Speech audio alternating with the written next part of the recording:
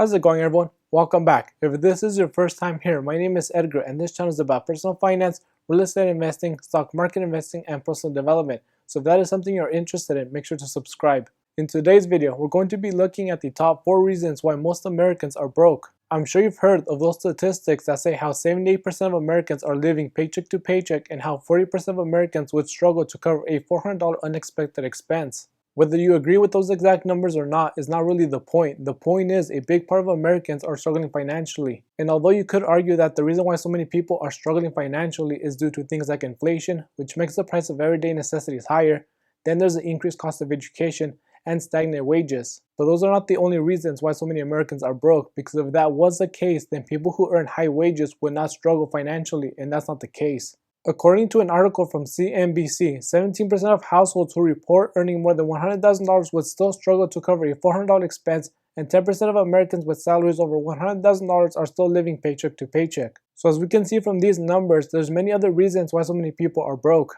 Although things like inflation, increased cost of education, and stagnant wages do play some role in this issue, those are things we cannot control for the most part. So instead, we will be looking at the things we have control over and how changing some of these common money mistakes will help you get to a better financial position. In no particular order, the first reason why so many people are broke is consumer debt. According to Experian, since the height of the Great Recession in 2009, consumer debt has increased by about 2.3 trillion, not million, not billion, but trillion. One of the biggest categories out there for consumer debt is credit card debt. The reason why so many people have so much debt varies from person to person. It could be no one ever taught you good money management habits, so when you went and got your first credit card, you saw it as free money, so you began going crazy and spending on unnecessary things. Or it could be that you're someone who is struggling to make ends meet, so you resort to debt to make up the difference. Whatever the reason for your debt, having credit card debt can hold you back many years when compared to someone who does not have any debt. Let's say you have a balance of $8,000 on a credit card with an 18% interest rate and a minimum payment of $160. If you only meet the minimum payment, it will take you 7 years and 7 months, and you'll end up paying a total of $14,432. And this is assuming you never charge anything else to your credit card during those 7 years and 7 months. Otherwise, it's going to take you even longer and cost you even more. These numbers are pretty crazy on their own, but it's even worse when you consider that most credit card debt comes from spending on things that don't benefit you in any real way. Many people use their credit cards to buy those new clothes you saw at the mall that you just have to have, or they use their credit card to pay for that vacation they cannot afford, but they must go on because all of their friends are going. Having high interest debt is bad enough on its own, but when that debt is caused by spending on items that don't add any real value to your life, then you are setting yourself up for financial failure. Sure, you will get some enjoyment from those new clothes you bought or from that vacation you took, but does that short moment of happiness outweigh the months or even years of stress that is caused by having too much debt? I would argue that it doesn't. Then you also have to consider that whenever you buy something with a credit card and you do not pay it off at the end of the month, you end up paying interest on that purchase. So in reality, those items you put on a credit card can end up costing you 25, 50, or 100% more once you consider interest. Although credit cards can be a great way to benefit from cashback and travel points, this is only true when you use them responsibly. So unless you're someone who pays off your balance at the end of every month, credit card debt is one of the top reasons why so many Americans are broke. The second reason why so many Americans are living paycheck to paycheck is they buy more cars than they need and can afford. The total national debt level for car loans in 2019 was 1.3 trillion, which is 81% higher than in 2009, where the national car loan level was 716 billion. The average American has about $19,000 of car-related debt, and for many people, the reason they are struggling financially is sitting in the driveway. Then your monthly car payment is just the tip of the iceberg, because on top of that, you still have the cost of gas, registration, insurance, depreciation, repairs, and maintenance. And when you add up all of this, the average American spends about $8,000 per year when they own a typical mid-size sedan. But for those who drive large SUVs or trucks, the annual cost is about $10,000. I understand that most people do not have the luxury of having their job down the street and also having everything else they need within a short distance. So that means a majority of people need cars so they can take their kids to school, commute to work, and do everything else they need. But that does not mean you must overspend on cars. The reason why I said many Americans are living paycheck to paycheck is because they buy more cars than they need and can afford, instead of saying Americans are living paycheck to paycheck because they buy expensive cars, is because saying people buy expensive cars is subjective. For someone earning a high income, an $80,000 car might not seem expensive, but for someone earning an average income, they might consider that an expensive car. So instead of looking at it that way, we will look at it from the perspective of buying more car than you need. For example, if you just need a car to get you to work, take the kids to school, and go run errands, then there's no need to buy a brand new Mercedes or BMW right off the lot. For one, these brands typically have higher maintenance costs, and many of the cars these brands sell are the cars that depreciate the fastest. So the cost of maintaining these cars is going to be higher than average, and at the same time, when you go and sell the car, you will be losing more money to depreciation. The smarter financial choice would be to buy a car that is 2 or 3 or even 4 years old with low miles, where you know the car is still in good working condition, but someone else has taken the hit for a big part of the car's depreciation, since new cars can depreciate anywhere from 20 to 30% in the first year alone. The same goes for people driving big SUVs, because on average, SUVs have a higher cost of ownership since they consume more gas, and some states like Hawaii charge registration fees based on the weight of the car. So you would end up paying higher registration fees on an SUV than a sedan. Now, if you have a big family and having an SUV is a must for you, then that's understandable. But if you're someone who drives an SUV and you find yourself driving alone a big part of the time, or you drive with only 1 or 2 other people in the car, then having an SUV is costing you more money than you need to spend. So when buying a car, don't go and buy the most expensive car you think you can afford, because even if you are able to make the minimum payments on it, you're more than likely stretching yourself thin just to make the payment, and stretching your finances thin is the same as living paycheck to paycheck. The third reason why many Americans are living paycheck to paycheck is they overspend on housing.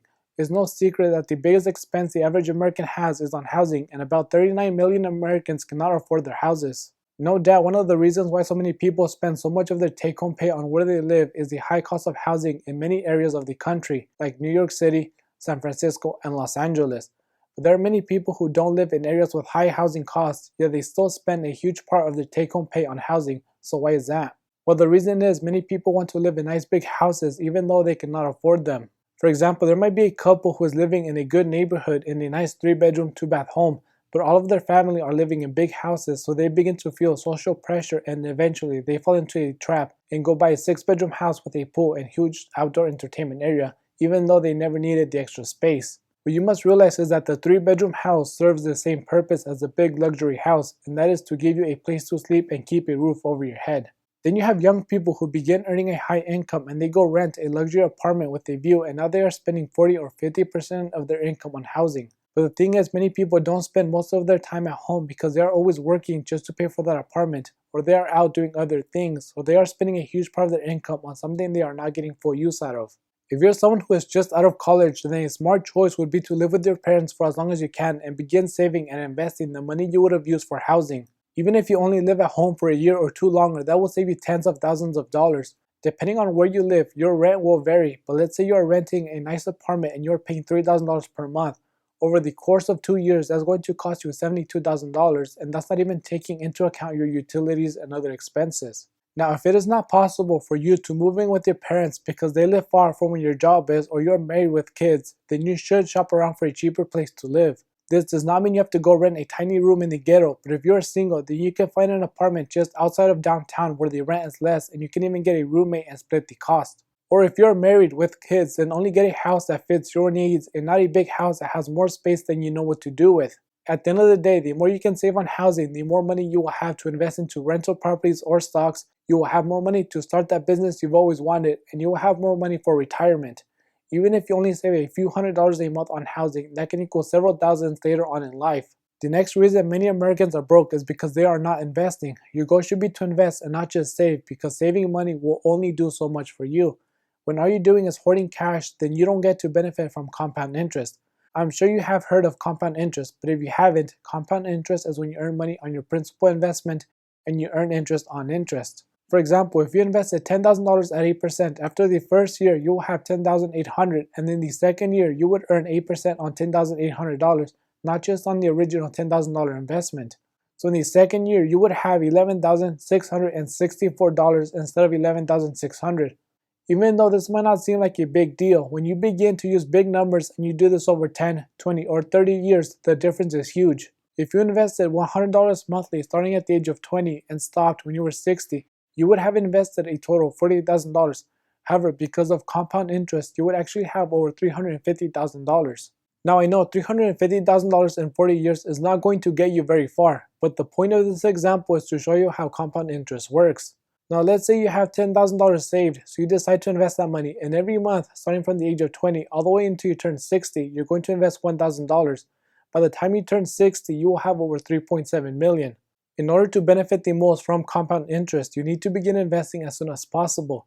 If we take the same investment strategy as in the last example, where your initial investment is $10,000 and then you invest $1,000 every month, but now you started investing at 35 instead of 20, you would only have just over $1 million compared to 3.7 if you started investing at 20. This really shows you how much of a difference it makes when you begin investing early on. Plus, when you begin investing early on, you have more time to recover from any price fluctuations and short-term market drops. Think of it this way, every dollar you do not invest today can mean losing out on several thousands of dollars in the future. You can invest for many reasons, but the main reason you should begin investing is so you don't end up broke in retirement. A huge part of Americans don't contribute to a retirement account, and deciding to invest for retirement and not investing for retirement can be the difference between retiring a multimillionaire and being able to travel and do whatever you want versus spending your golden years working random jobs just to survive. You should also focus on investing in assets outside of your retirement account like real estate or stocks. Funding a retirement account is a good start, but it might not be enough depending on your goals. If you have kids and they want to go to college, then it does not make sense to withdraw money from a retirement account because of the penalties, but selling some of your stock in a trading account or using your real estate to pay for college makes more sense. Owning assets outside of your retirement account will provide you with a more comfortable life and give you more freedom than someone who has not invested outside of their retirement fund.